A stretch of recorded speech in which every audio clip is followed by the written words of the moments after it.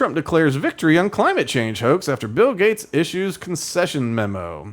What? President Donald Trump said opponents of the climate change hoax had won the struggle after Bill Gates said supporters should pivot their efforts. Gates has been a longtime proponent of policies to fight climate change, but on Monday he took a far more moderate tone that accepted the survivability of slightly higher global temperatures. What? Like in summertime? So Trump said on Truth, we just won the war on climate change hoax. Bill Gates has finally admitted that he was completely wrong on the issue. It took courage to do so, and for that, we're all grateful. MAGA! With all the exclamation points, capital letters, I don't know. How do you say MAGA? All right, so Gates issued the announcement in a memo titled 3 Tough Truths About Climate. He described the previous view on climate change as the following. In a few decades, cataclysmic climate change will decimate civilization. The evidence is all around us. Just look at the heat waves and storms caused by rising global temperatures. Nothing matters more than limiting the rise in temperature. He added, fortunately for all of us, this view is wrong. Gates opined that government may have to invest in cooling centers and better early warning systems, that's stupid, for extreme heats and weather events that people will be able to live and thrive in most places of the earth for the foreseeable future. More people die from cold than heat. Much more. Plants grow better in heat than cold. Okay, Gates went on to say that the world's efforts are better spent trying to reduce poverty and disease. Accurate. The doomsday outlook is causing much of the climate community to focus too much on near-term emission goals, and it's diverting resources from the most effective things we should be doing to improve life in a warming world. The billionaire concluded the biggest problems are poverty and disease, just as they always have been. What you think? That's not Bill Gates. That's a phony Bill Gates. That's a yes, no. You think it's a different pregnant man? That's not Bill Gates. That doesn't make sense. Okay, well then let me see if this changes your mind. So Microsoft just bought a 27% stake in OpenAI, which is ChatGPT. They don't have intellectual property rights until AGI, artificial general intelligence, is developed. So it says once AGI is declared, whatever. So they got to check it out, make sure it's right. No, I don't care about all this. But so OpenAI, so they paid a butt ton of money. Oh, here it is. And OpenAI, so where does it say there? They paid like 100 and something billion for the 27% share. But then OpenAI is contracted to purchase an incremental $250 billion of Azure. How do you pronounce that? Do you know? Azure? I don't know. Yeah, Azure services. And Microsoft will no longer have the right of first refusal to be OpenAI. Microsoft will no longer have a right of first refusal to be OpenAI's compute provider. Okay, so they don't have to use their services for compute, probably because Microsoft wants to not be stuck with that. OpenAI can now provide API access to U.S. government and national security customers regardless of the cloud provider. All right, so what does this mean? So Microsoft just took a 27%, was that right? Is that what I said? 27% share in OpenAI, which is ChatGPT, of course. Yeah, $135 billion stake in exchange for $250 billion in sales that they contracted. That's a hell of a deal. That is a great deal. Yeah, they go, yeah, all right. But yeah, so basically they don't have much say in anything until AGI. And suddenly that is when Microsoft does have a say. When it is like fully alive, Microsoft goes, okay, now we have a claim. You know, it's our property, or 27% our property. So, what do you need? Cooling. You need power. Yeah. And like, how are you going to sit there and go, you know, Bill Gates still owns a couple of shares of Microsoft, even though he's not necessarily the chief there. What is his role? Is he probably just a board chair? I think he's bored, yeah. But yeah, so he needs power. He needs lots of power. And all these AI companies have been like trying to figure out how to bring nuclear power plants back online. They're buying property near power plants or transformer stations, or what the hell those things are called, those substations. So, they're all vying to get as much power as possible. Already they're using up so much power that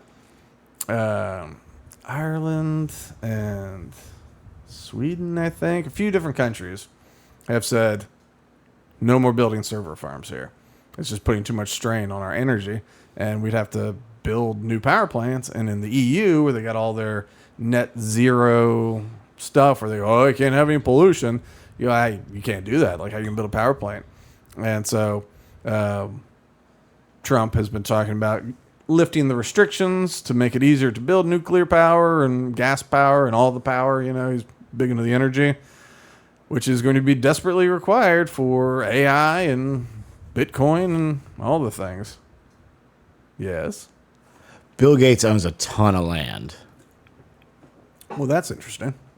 He does own a ton of land. I mean, a lot of it's farmland, but for now, you can turn farmland into whatever you want. That's true. That's true. He might lease back some land. He'll probably, this is the other part of it, because you're right, they also need cooling, because that is one of the big challenges.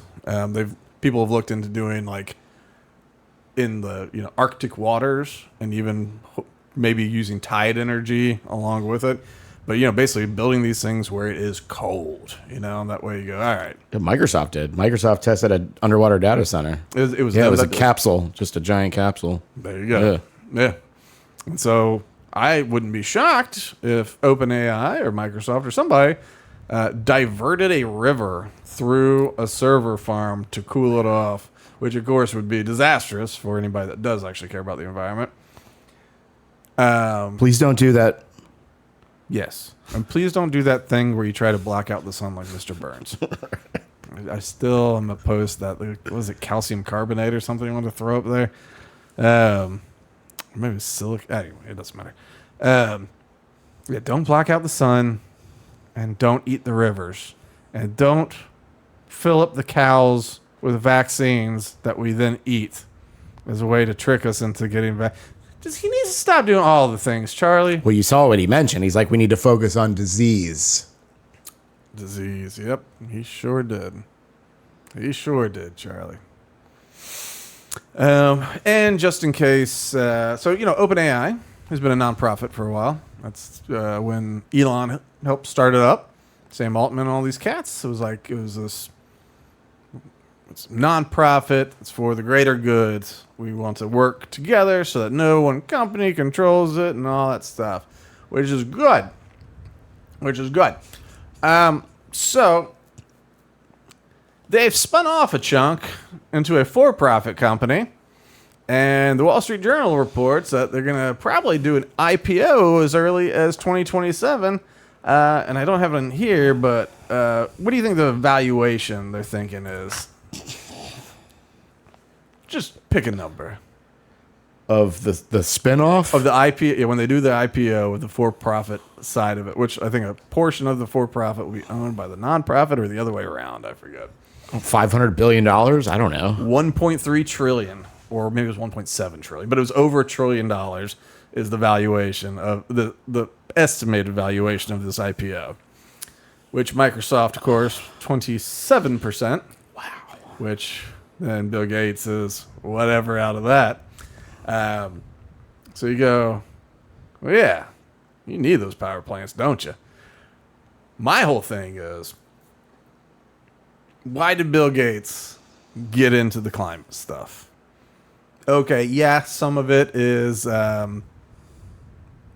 being in the in crowd. Some of it's that. I do want to help the earth. Okay, sure. Who doesn't? I do like a clean environment. Sure. But to this degree, to the degree at which he's done things, it's power. The problem with climate change was the solution was always communism. The solution was always a giant government controlling what you did. And that was always the solution. make it like it's getting too hot. The storms, no matter what, it was government control over everything. It was always the same solution: communism, big centralized power, whatever, whether it's communism, fascism, or whatever. And Gates was in there trying to get a little taste of that. He's at the UN as a special speaker there. I'm sure the World Economic Forum has it. I don't know, but I'm sure he's been there. So he's hanging out with all the elites of the elites, the puppet masters that are rich enough to not even technically need a nation state. They are one of their own. But to have that level of influence and power, like the environment was the way in. World Economic Forum, the climate was a big part of it. UN, it's always a big part of it. And then, on the left side of the aisle in American politics, climate, you got to say the words, it's a religion. You got to say the words the right way. Otherwise, they throw you out of the church. It was power. It was power and control. And now, sure, that's fine. But could you get more power and control from a bunch of cows with vaccines or mosquito swarms or regulation or through an electronic god?